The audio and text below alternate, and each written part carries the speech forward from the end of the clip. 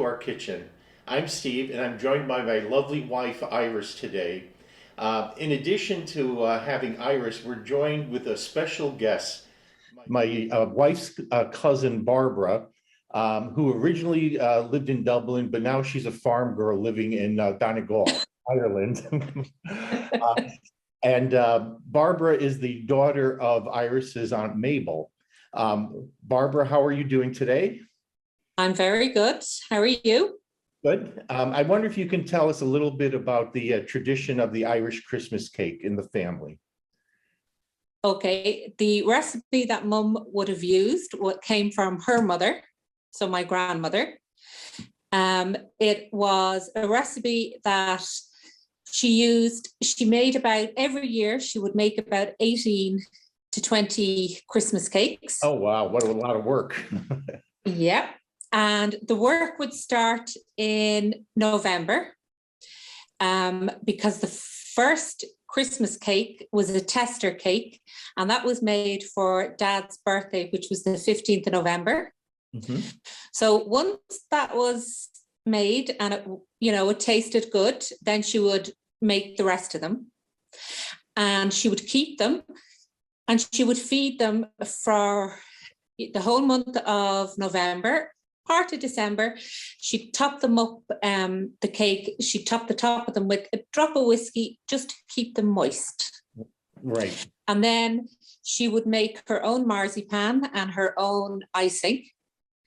And there was a list of people who wanted her recipe. Of people. I know Irish sent. We got one of the cakes every year. She would mail it from Ireland. You would. And Iris's family would enjoy it. And we started that tradition after your mom passed away. I started making the Irish Christmas cake. So we continued that tradition that Iris's family had inherited from your family. Right. Well, I do have your mother's recipe. I acquired that years ago, and that's the recipe I've been following. And I to tell you the truth, I have modified it a little bit, just to, just a little bit. How dare you? But hopefully I can do it justice this year. So we're gonna. Oh, I bet you will. That recipe went missing after Mom died. That recipe went missing for a couple of years. Nobody could find it. And Claire, my sister Claire, was snooping out in Dad's shed one day, and she found the recipe along with a couple of others of Mom's out in the shed in among the tools. Well, I actually have a letter that your mom hand wrote that had several recipes in it. Next time we see you, and next time we go to Ireland or you come here, I'll have to share those with you. But it's handwritten, and I have several recipes from your mom that when I requested it, she had wrote out some of the favorites. So those are going to treasure always. I'll scan it. Well, you have to the original for you to see. Yeah. Oh yes. Well, thank you very much for sharing part of that family history with us. And I'm going to get started and make our Irish Christmas cake. It's getting late in the year. You better. Right. Yep. Get busy. All right. Be good. Okay, Slán. So, Slán. Bye. Bye. We're going to start making our Irish Christmas cake. The Christmas cake is going to be made in 4 steps. The first step is to take our dried fruit and marinate it in spices and Irish whiskey. The second step would be to actually bake the cake. So we'll create the batter and add the fruit to it and bake it. The third step is to make the marzipan, and we cover the cake in marzipan first. And then the last step is to cover the cake with the marzipan already on it with a royal icing. This takes about a week, give or take a few days. So the ingredients we need for our first step: we have dried currants, we have sultanas, or you can use golden raisins, and we have regular raisins. We also have ground cloves, ground nutmeg, and ground mixed spice. Mixed spice is an Irish spice. It's sort of similar to what we call pumpkin pie spice. It is mostly made of cinnamon, but there are some other things added. I'm going to include in the recipe directions on how to make your own mix spice. It's a standard for Irish and British cooking. First thing we're going to do is add the dried fruit. So we have our raisins, our currants, and the sultanas.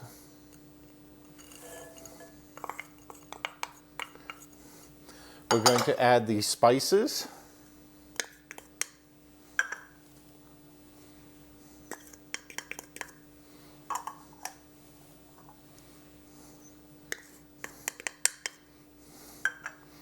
Give it a mix.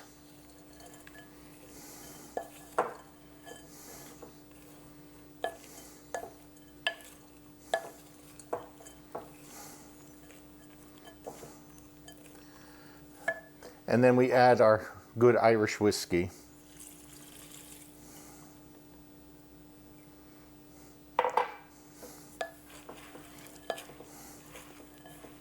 Our goal is to get these dried fruit rehydrated with the whiskey so that it adds nice flavor. The cake is going to cook long enough that all the alcohol in the whiskey will be baked off. Once it's mixed well, we're just going to cover it.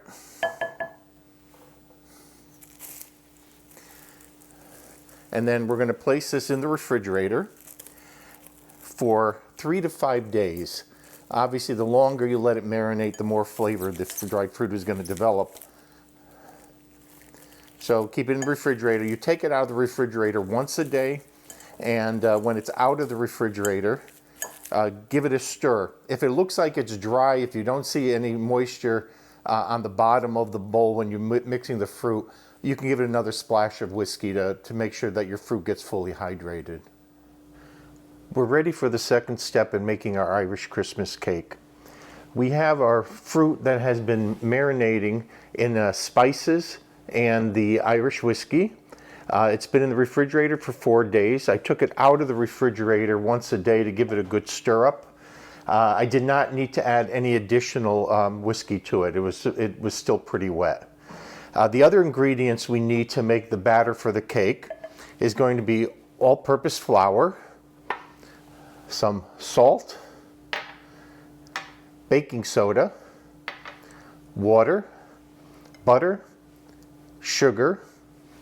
I have a springform pan that I've buttered very well.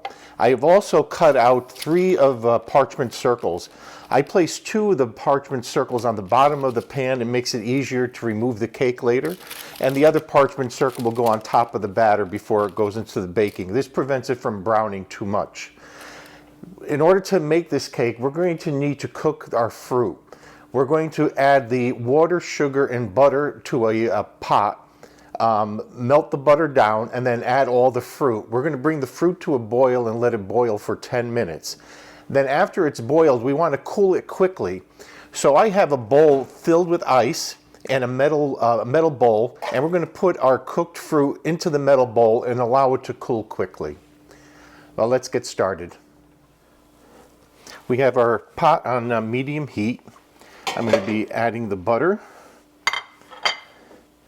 We're going to allow the butter to melt down. The butter has nearly fully melted now. We're going to be adding our water.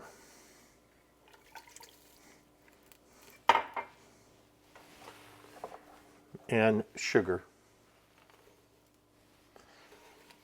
We're going to allow this sugar to dissolve a bit.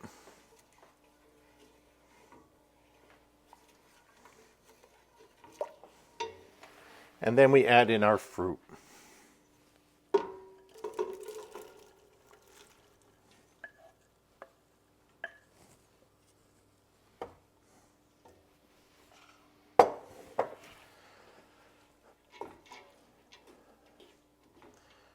We're going to bring it to a boil and boil it for a full 10 minutes. The fruit has boiled for about 10 minutes. As you can see, the fruit plumps up very nicely. We're going to take it off the heat and transfer it to our metal bowl that's set in ice water to cool. Our fruit mixture has been cooling for about 10 minutes. You can see that the liquid in here is becoming syrupy, and it's cool enough now that when we add our beaten eggs, it's not going to scramble the eggs. We're going to start adding the other ingredients. I'm going to remove it from the ice bath.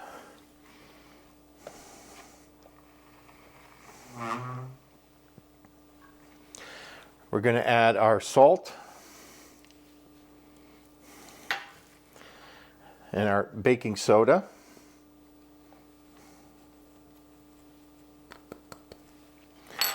Give it a good mix.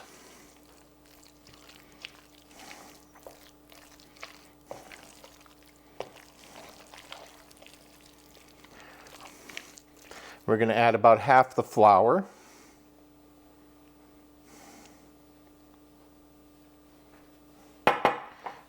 And about half the egg.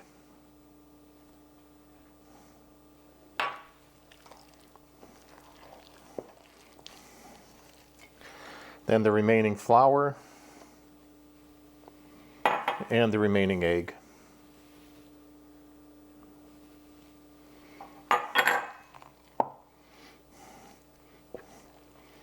And I'm just going to mix this until we have a nice batter.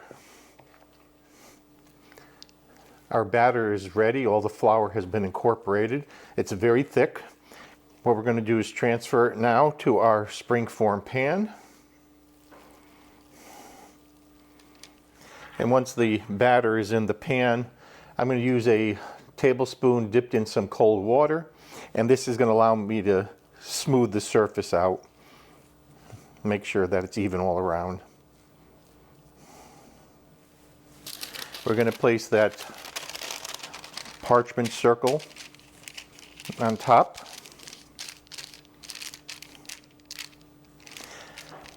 Our oven is preheated to 300 degrees. We're going to cook this for 2 to 2.5 hours. The cake has been cooking for a little more than 2 hours. Before taking it out of the oven, I tested it by placing a skewer in the center, and you can see it comes out dry. We're going to allow this to cool now, and after it's cooled down, we'll remove the springform pan and place it on a cake dish. Our cake has cooled for a couple hours. We're going to unmold it now.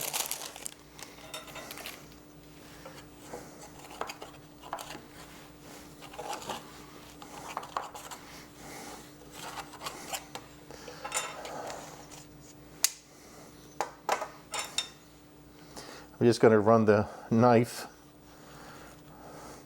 underneath the cake and hopefully get between the two layers of parchment paper.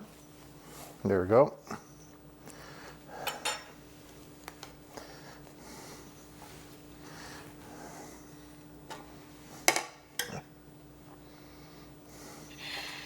And we're going to place it on the cake dish.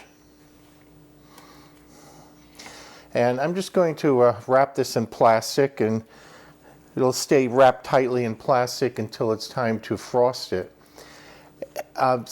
Now, this cake does have some whiskey in it, but most of that alcohol has been cooked off between the boiling of the fruit and the long baking time. If you want a more boozy cake, to serve to adults, you can at this point make small perforations with a toothpick or a skewer, and then pour in a little bit of alcohol, say like an ounce or two, into the cake to saturate it. I'm going to be serving mine to grandchildren, so I'm not going to add the additional alcohol at this point. So what I'm going to do is wrap it in plastic wrap, and we'll let it set for overnight. And tomorrow we'll come back and make the marzipan and start the third step of making the Irish Christmas cake. It's time for the third step in making our Irish Christmas cake. Today we're going to make the marzipan and cover our baked Christmas cake with a layer of marzipan. The ingredients we need is going to be powdered sugar. This is almond flour. Now, Iris's family's original recipe called for using slivered blanched almonds, put it into a food processor and grind them down to a flour. And I found over the years I tried to make it that way that my marzipan was always very gritty. I'm guessing that my food processor isn't powerful enough to really grind the almonds sufficiently. So I've started buying just almond flour, and that seems to work out pretty well. We're also going to be using some vanilla, a little bit of lemon juice. You can use whiskey if you want instead of the lemon juice. Again, I'm making this for my grandkids, so I'm excluding the whiskey in the marzipan. And if you do need to add more moisture, I just would use a little bit more lemon juice. And I'm using the bottled lemon juice, that works just fine. And then beaten eggs. Now, I'm paranoid about using raw egg in any recipe. So I bought dehydrated powdered whole eggs, and I've reconstituted it, and I'm going to use that instead of fresh eggs. Now, the first step to make this marzipan is that we're going to sift all the ingredients together. So I'm going to put the powdered sugar and the almond flour into my mixing bowl.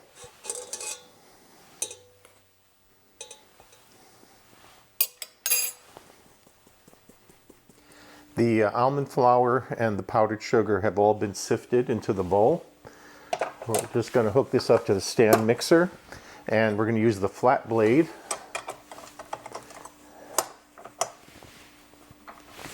And I'm just going to give this a stir.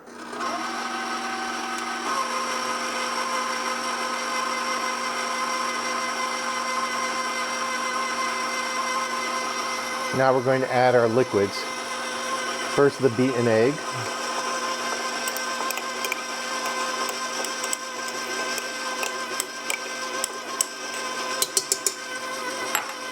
The lemon juice. And the vanilla.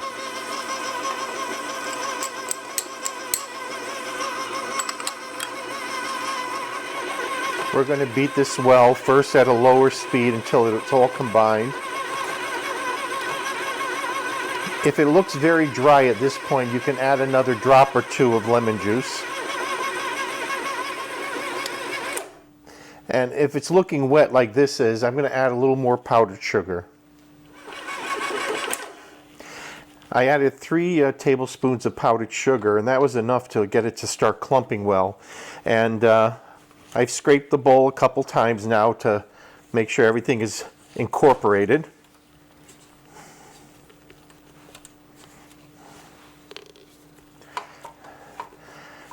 All right, I'm going to turn this out onto a board with some powdered sugar on it, and we can start rolling this. I've turned the marzipan out onto a silicone mat. There is powdered sugar on it. You see it's very sticky but pliable. And we're going to roll this out so it'll be large enough to cover our cake. All right, that's ready to place on the cake. Now, in order to get it to adhere to the surface of the cake, I'm going to brush the top of the cake with some apricot preserves, which I'm going to liquefy in a small saucepan.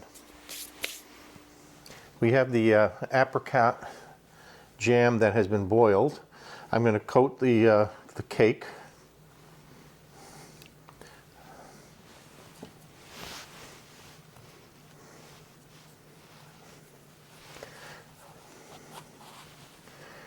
Now we're just going to gently lift the marzipan and drape it over our cake. Going to smooth it down. And make sure it's tight.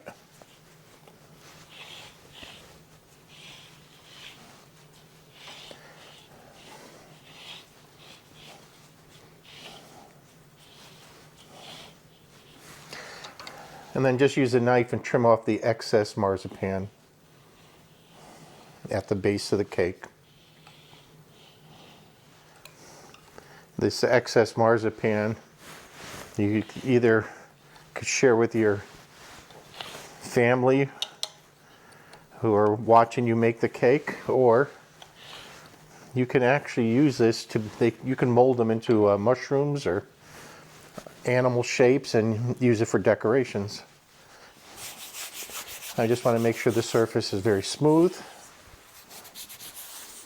And then we're going to leave this for a day or two to firm up. And then we're going to do our final step, which is the royal icing. Today we're going to finish our Irish Christmas cake. We're going to do the fourth and final step. The ingredients we need for this is going to be powdered sugar, some lemon juice, some egg white, and as I mentioned before, I don't like to use fresh raw eggs. This is pasteurized egg white that comes in a carton. And then optionally, I'm going to include some light corn syrup. The normal royal icing, when you just use the egg white and powdered sugar, it becomes very, very hard and brittle. And you really can't slice it. When you go to cut the cake, it'll crack. It makes all these small fragments. Now, they're great candy fragments. However, I do like to have a layer of icing on the cake. By including the light corn syrup, it will soften the icing enough that you'll be able to slice it and it'll remain on the cake. We also have our cake that has been covered in a layer of marzipan. All right, let's get started.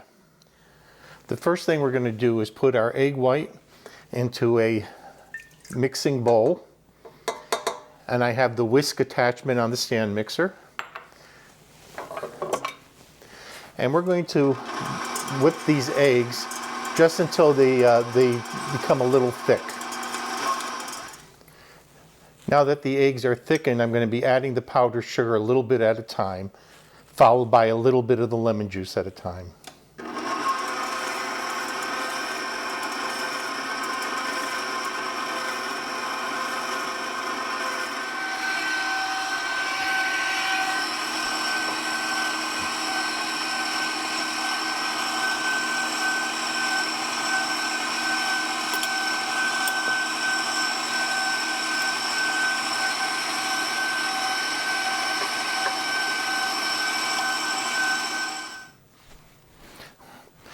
Now the lemon juice and all the sugar have been placed into the bowl. At this point I'm going to add our corn syrup. And that's going to add some more moisture to the mix. And I'm going to take this opportunity to scrape down the sides of the bowl. If it remains dry after the corn syrup, you can add a few more drops of the lemon juice.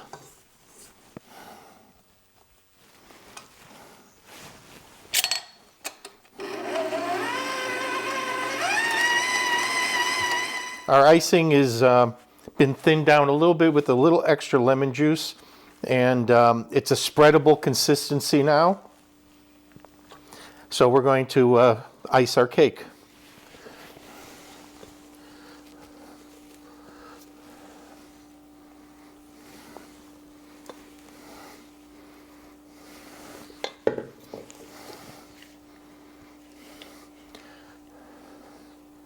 It's a stiff icing.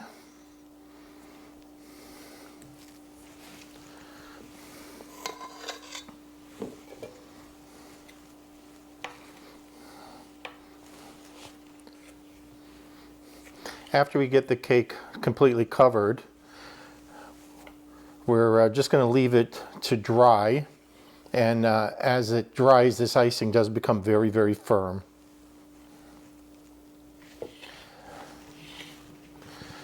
All right, our cake is finished. After it dries, we'll decorate it with some holly and berries.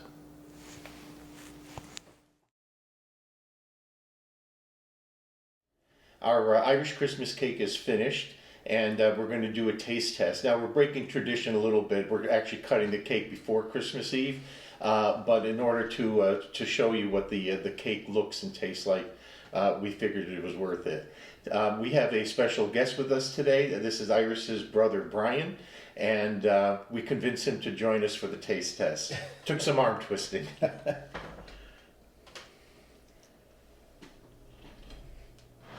Oops, sorry.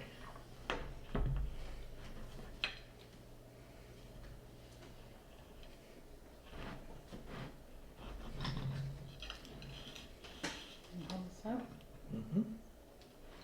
First piece is always the hardest to get out.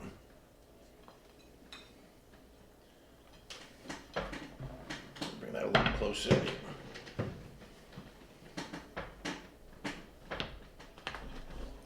Yeah, thanks. I might have to cut them in half.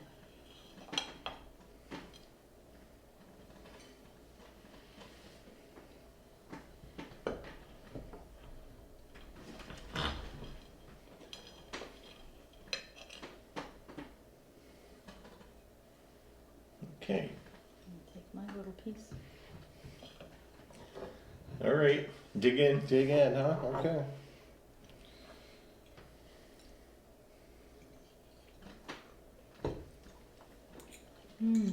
Very good, delicious.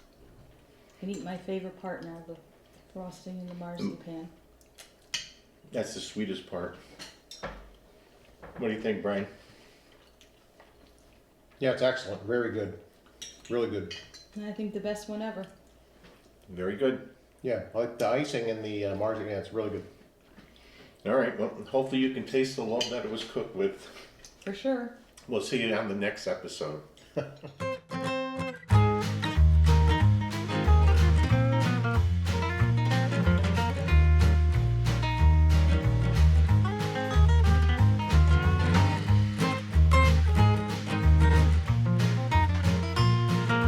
Hi, welcome to our kitchen. I'm Steve, and joining me today is my current wife, Iris. And Cut. What are you thinking about? This can't take all day. All right, sorry. All right, once again. Can you believe it?